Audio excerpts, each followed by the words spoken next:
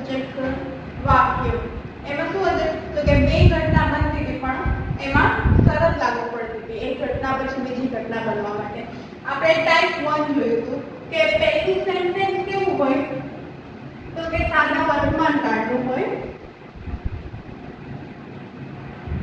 અને બીજું સેન્ટેન્સ એટલે કે બીજી ઘટના કેમાં થાય તો કે સાદા ભવિષ્યકાળમાં થાય આવું નહીં થતા કારણ કે પેલી ચેન્જ જોઈ હતી આપણે તો કે પેલા ભૂતકાળ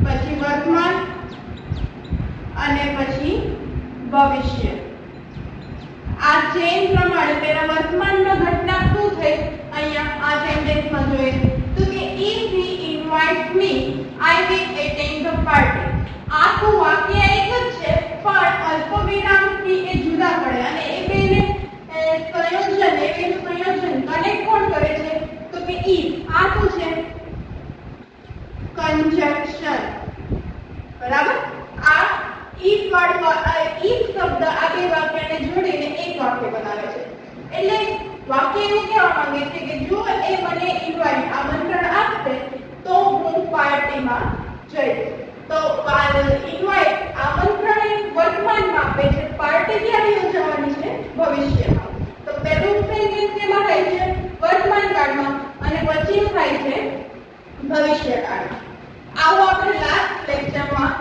જોયું હવે આજે આપણે ટાઈપ 2 અને ટાઈપ 3 ઓમતાના કે ટાઈપ 2 ને ટાઈપ 3 છે નહીં પણ આપણે સમજવા માટે પાડ્યા છે બરાબર હવે બીજું ટાઈપ જોઈએ આના સેન્ટેન્સને હું કન્વર્ટ કરું છું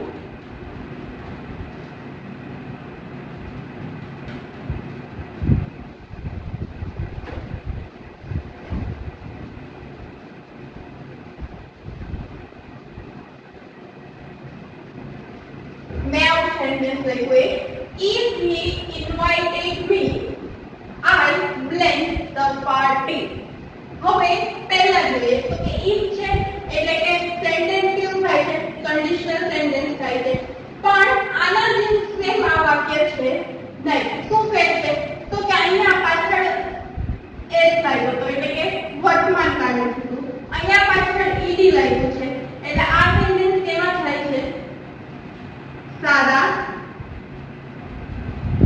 ભૂતકાળ શું કહે છે if he invited me જો એ મને આમંત્રણ આપ્યું હોત તો અહીંયા હવે શું થઈ જાય તો કે I સાથે will છે તો will નું શું થશે would અને would સાથે તો મૂળ રૂપ જ આવે will plus v1 તો would plus પણ શું થાય v1 બરાબર જો અહીંયા ભૂતકાળ છે એટલે આપણે will નું શું મૂક્યું છે ભૂતકાળનું હવે આ આખી ઘટના ભૂતકાળમાં થઈ ગઈ છે આને આપણે ગુજરાતી આમ મિડલ મીનિંગ કાઢવો હોય તો શું થાય કે જો એને મને આમંત્રણ આપ્યું હોત તો હું પાર્ટી એટેન્ડ કરી હોત આ પેલી સેન્ટેન્સ કેમાં થાય છે ભૂતકાળમાં થાય છે એટલે કે આવું કશું અત્યારે હાલમાં બન્યું છે નહીં વાત કેવી થઈ ગઈ છે જૂની વાત હવે આપણે ટાઈપ 3 જોઈએ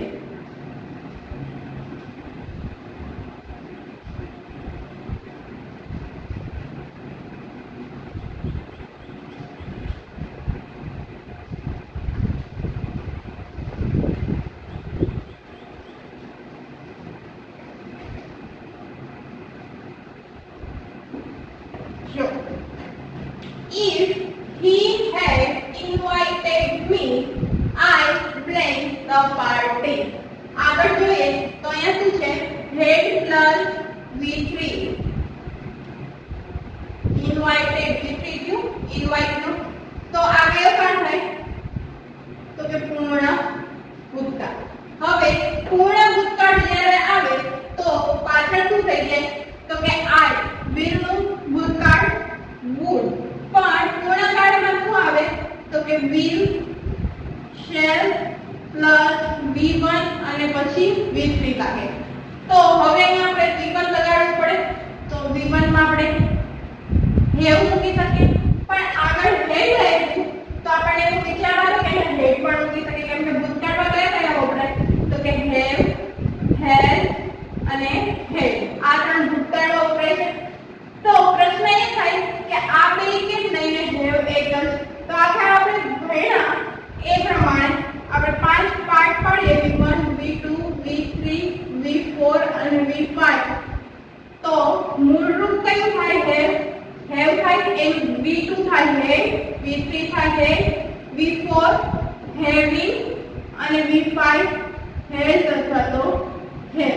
તો મૂળરૂપ કયું થાય હેવ એટલે will shall અથવા તો would should. પછી V1 આવે એટલે V1 આપણે શું મૂકવાનું હેવ નહીં કે હેડ. બરાબર. અને પછી V3 એટલે attend નું શું કરી દેવાનું attended. બરાબર. આમ આવી રીતે થાય. શું કહ્યું આપણે તો કે if he had invited me આગળનું વાક્ય પૂર્ણ ભૂતકાળમાં છે તો પાછળ પણ આપણે શું કરવાનું પૂર્ણ ભવિષ્યકાળ એટલે કે will shall એનું આપણે ભૂતકાળમાં ફેરવવાનું. would અહીંયા should shall હોય તો should કરવાનું, can હોય તો could કરવાનું. કોઈ પણ મોડેલ રેગ્યુલર હોય એને કેવું કરવાનું ભૂતકાળ. એની જોડે શું આવશે V1 માં આપણે ત્રણ છે આપણી પાસે have has અને had. એમાંથી મૂળરૂપ કયું થાય તો કે have એટલે have અને જે ક્રિયાપદ આપ્યું હોય એનું ત્રીજું રૂપ. ફરી એક વાર જોઈએ તો કે સાદો વર્તમાન કાળ હોય તો બીજું વાક્ય કેમાં આવી જાય સાદા ભવિષ્યકાળમાં. ભૂતકાળ હોય તો will નું શું કરી દેવાનું would પ્લસ મૂળરૂપ. અને પૂર્ણ ભૂતકાળ હોય તો શું કરવાનું would plus have plus V3. બરાબર. આટલું લખી લો પછી આગળ જોઈએ.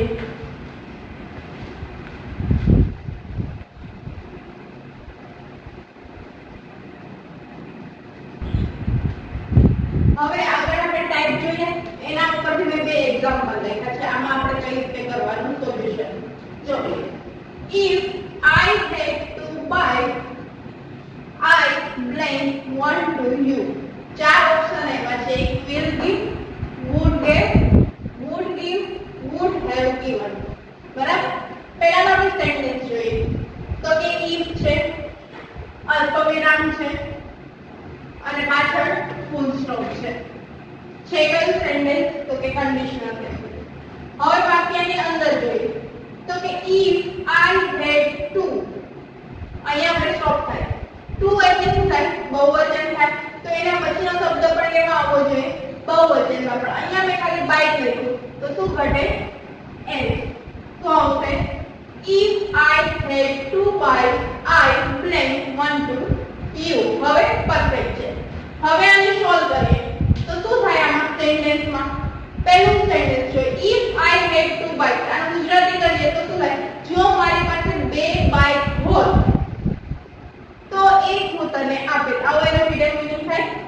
હવે આ ચાર ઓપ્શનમાંથી આપણે આ ખાલી જગ્યામાં કયો મૂકશું તો કે if I had આ પહેલું વાક્ય કેમાં તમને લાગે છે ભૂતકાળમાં લાગે છે તો એના પછીનું શું આવવું જોઈએ will give તો આવે કેમ કે આગળનું વાક્ય કેવું છે ભૂતકાળનું.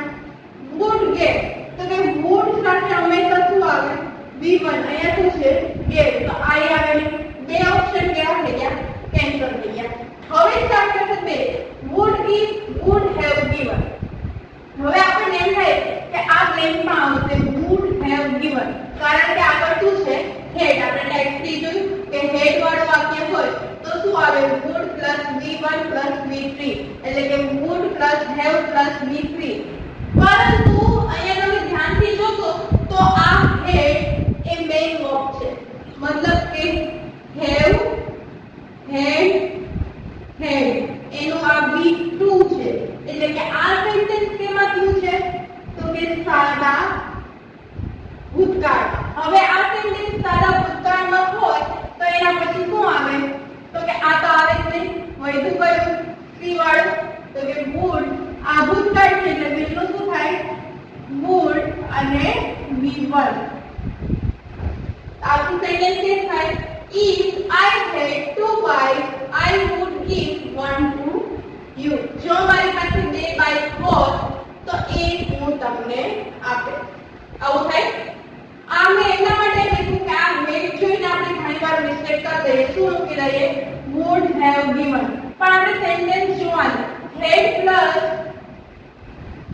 હેડ પ્લસ V3 હોય તો કયો કાળ થાય? પૂર્ણ ભૂતકાળ. પણ અહીંયા હેડ પછી V3 આપેલું નથી તો કયો કાળ થાય? સાદો ભૂતકાળ. હવે બીજું જોઈએ અહીંયા.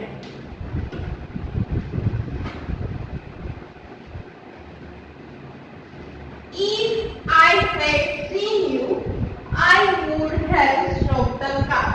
શું કહે છે કે જો મેં તમને જોયા હોત તો હું કાર ઊભી રાખત. બરાબર? આવું છે. હવે તમને ખબર તો છે ને ક્યાં બ્લેન્ક આપે? એક તો આગળ આપી શકે અને એક પાછળ આપી શકે. પરંતુ કોઈ વાર આવું કરે if I had ની બદલે આવું લખે had I. જો એક અહીંયા લખું had I seen you, I would have stopped the car. આવું કે તો આ શું થાય તમને કે had I seen you એટલે ક્વેશ્ચન માર્ક વાળું વાક્ય થાય. પરંતુ ઘણીવાર આવું વાક્ય હોય કે ફોર એક્ઝામ્પલ કોઈ પણ સેન્ટેન્સ લઈએ did I પછી કંઈ પણ હોય અને પાછળ ફૂલ સ્ટોપ હોય ક્વેશ્ચન માર્ક ના હોય તો આને એક ઇંગ્લિશમાં કહેવાય ઇન્વર્ઝન. તો તમને કન્ફ્યુઝ કરવા માટે આવું એક ઇન્વર્ઝન વાળું વાક્ય મૂકી શકે. જો આવું પણ ઘણીવાર તમે વાંચ્યું હોય છે નો sooner did પછી સેન્ટેન્સ હોય. ફોર એક્ઝામ્પલ આપણે આ હોય ને subject plus V plus object. હવે વર્કમાં મેઇન વર્ક પણ હોઈ શકે અને હેલ્પિંગ વર્ક પણ હોઈ શકે. હવે એને આગળ કરીએ તો આપણે મનમાં એવો જ કોન્સેપ્ટ છે કે હેલ્પિંગ વર્ક આગળ આવે એટલે આપણે કેવું સેન્ટેન્સ થઈ જાય ક્વેશ્ચન વાળું. પણ અહીંયા એવું નથી. ઇન્વર્ઝન વાળું હોય તો આવું પણ મૂકી શકે had I seen you I would have stopped the car. આ એક ઇન્વર્ઝન વાળો ટોપિક મગજમાં રાખવાનો. બરાબર? આટલું જોઈ લો.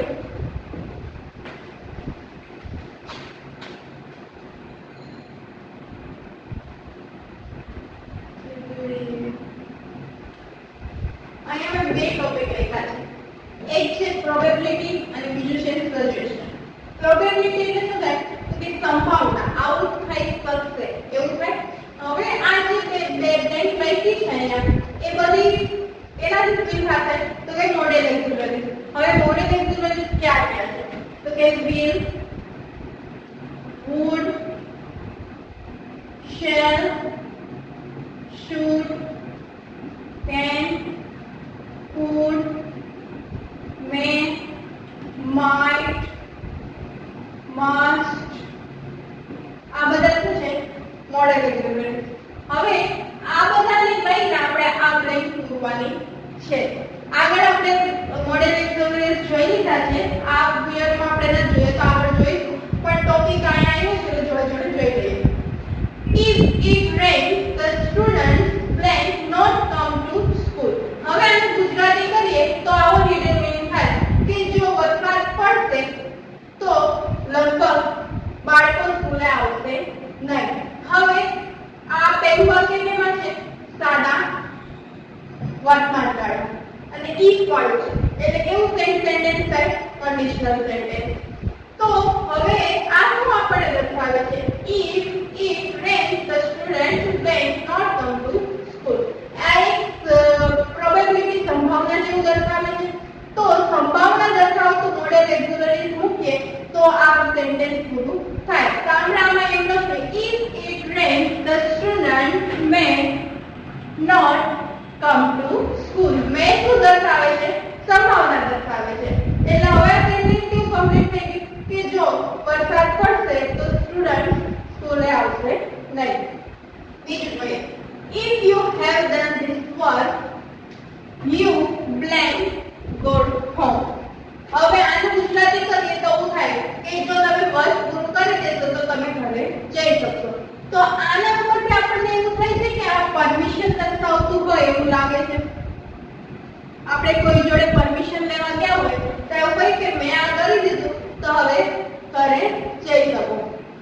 તો આમાં આપણે શું મૂકી શકીએ? આપણે કોઈ પાસે પરમિશન લેવી હોય તો તમે ક્લાસમાં આવો હોય તો મેમને શું કહો મે આઈ કમ ઇન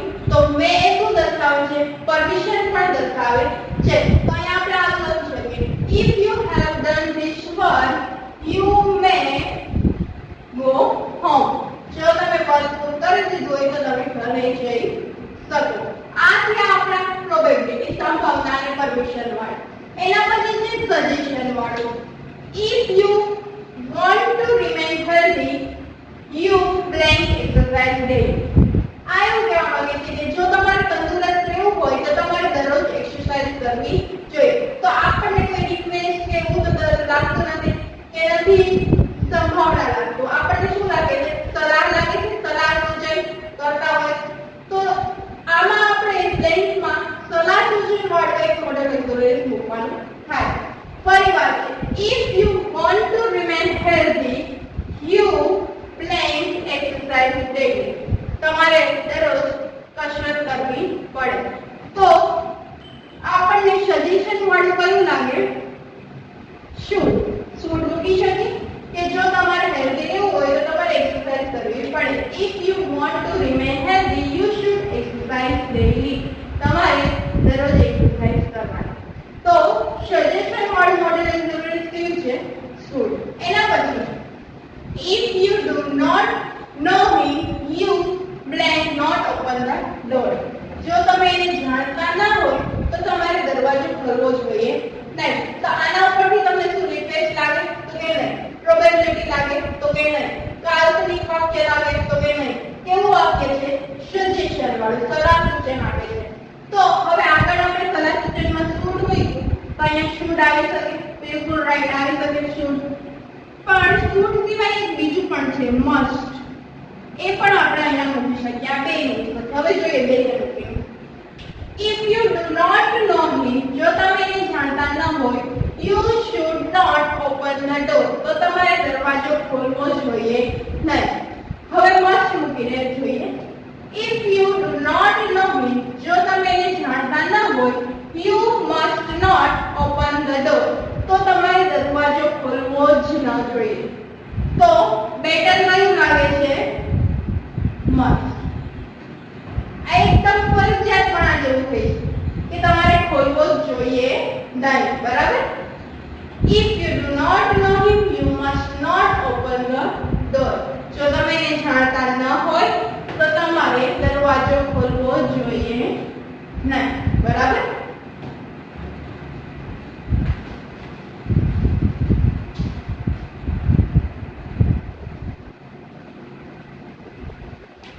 હવે અહીંયા રિક્વેસ્ટ અને ઇમેજિનરી સેન્ટેન્સ છે. રિક્વેસ્ટ એટલે વિનંતી વાળા. પહેલું સેન્ટેન્સ જોઈએ. જો if you meet him blank you tell him to call up. જો તમે એને મળો તો શું કહેવાનું છે? કે એ કોલ કરે. હવે આપણે મગજમાં એક કોન્સેપ્ટ બેસી ગયો છે કે if પછી સેન્ટેન્સ પછી અલ્પવિરામ પછી વાક્ય અને પછી પૂર્ણ વિરામ. પણ એવું ના હોય. આવું પણ ક્વેશ્ચન માર્ક પણ વાળું વાક્ય પણ આવી શકે. બરાબર? હવે અહીંયા આપણે બ્લેન્કમાં એક રિક્વેસ્ટ વાળું મોડેલ એક્સરસાઇઝ મૂકવાનું છે. તો રિક્વેસ્ટ વાળા આપણી પાસે કેટલા છે? તો એક તો will would આ ત્રણમાંથી મૂકી શકીએ. અહીંયા શું મૂકી શકીએ? તો કે if you meet him would you tell him to call up. તો તમે એને કહી શકશો કે ફોન કરે. આ કેવું લાગે? આમાં બંધ બેસતું લાગે. વાક્ય શું થાય? if you meet him જો તમે એને મળો would you tell him to call up. તો શું તમે એને કહેશો કે ફોન કરે? બરાબર? એના પછી if you hit એટલે ફેંકવા વાળું નહીં હોય. એ હિટ કયું થાય? HIT. આ હિટ કયું છે? HEAT. બે તો ઉચ્ચાર થઈ છે પણ સ્પેલિંગ કેવો છે? અલગ. if you heat ice જો આઈસ ગરમ કરો eat blank water એ કેવા કરે? પાણીમાં. હવે અહીંયા હું તમને એક વર્બ આપું છું to turn. હવે આ બ્લેન્ક આપણે કઈ રીતે બોલીશું? આવી રીતે થાય. આપણે પહેલું વાક્ય કેવું લાગે છે? વર્તમાન કાળ. તો આપણે સીધું અહીંયા આવી મૂકીએ કે will turn. પણ આ કેવું થાય? wrong. કઈ રીતે? if you heat ice જો આઈસ ગરમ કરો તો એ કેમાં ફેરવાય? પાણીમાં. આ એક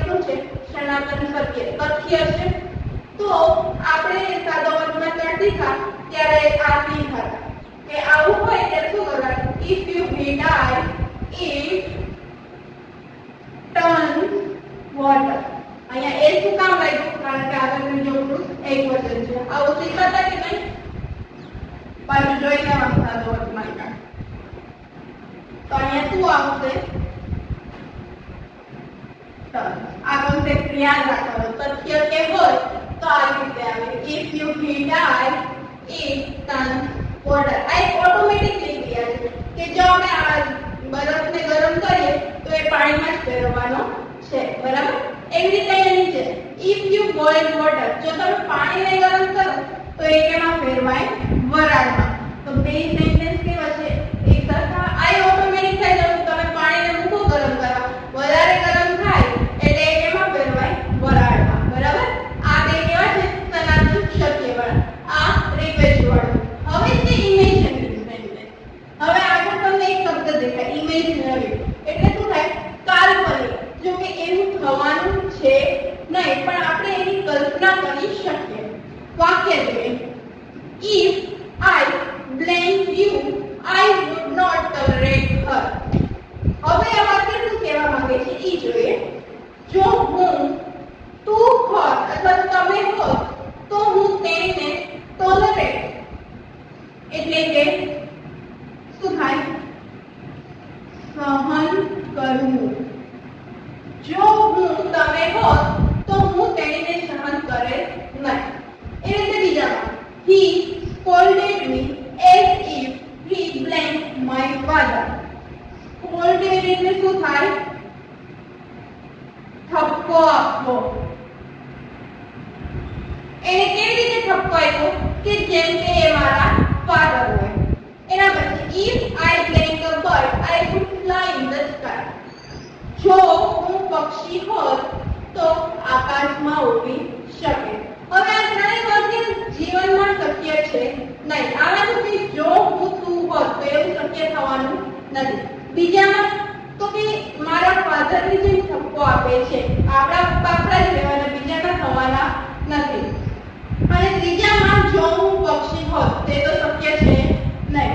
હવે હું તમને ઓપ્શન આપું છું. અહીંયા લખીએ આપણે. એક આપું એમ was where અને if. હવે પહેલું વાક્ય જોઈએ.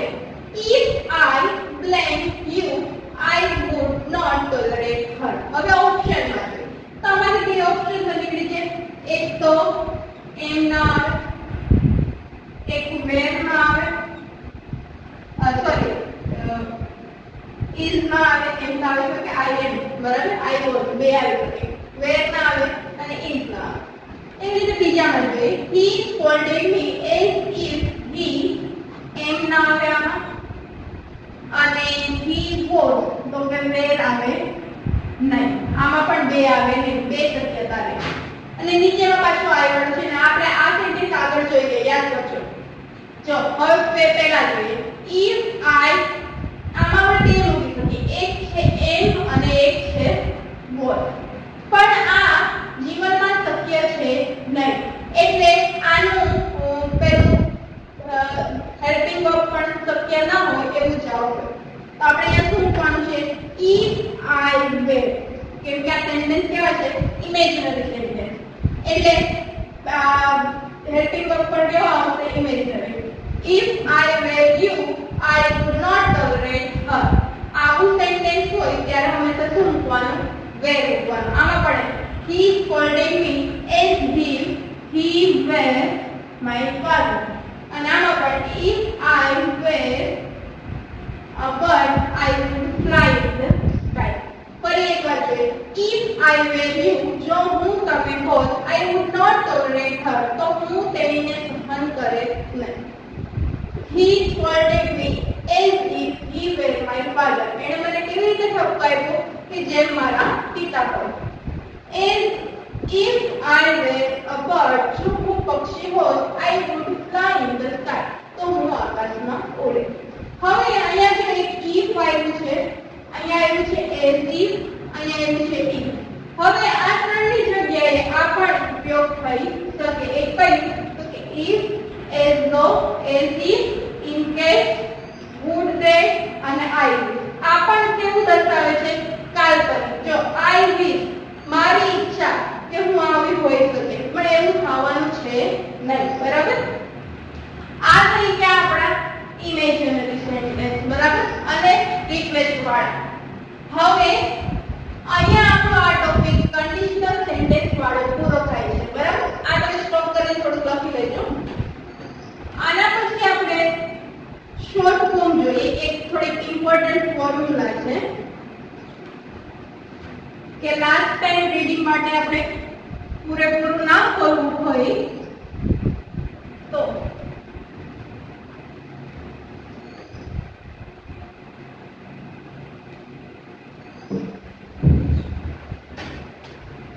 એના માટે પહેલી ફોર્મ્યુલા પહેલો ટાઈપ આપણે જોઈશું if પ્લસ સિમ્પલ પ્રેઝન્ટ અથવા તો પ્રેઝન્ટ આઇડેન્ટિફિકેશન એવું પણ ચાલે અને એના પછી શું આવે સિમ્પલ ફ્યુચર. બરાબર? પહેલા શું આવે if પછી સાદો વર્તમાનકાળ પછી અલ્પવિરામ અને પછી સાદો ભવિષ્યકાળ. આ એક ફોર્મ્યુલા છે. એના પછી બીજી જોયા હતા if પ્લસ તો જોયું તો સબ્જેક્ટ પ્લસ V2 અલ્પવિરામ પછી શું જોયું તો subject plus mood plus V1 આવું જોયું તો ટૂંકમાં અહીંયા કયો કાળ હોવો જોઈએ તો કે સાદો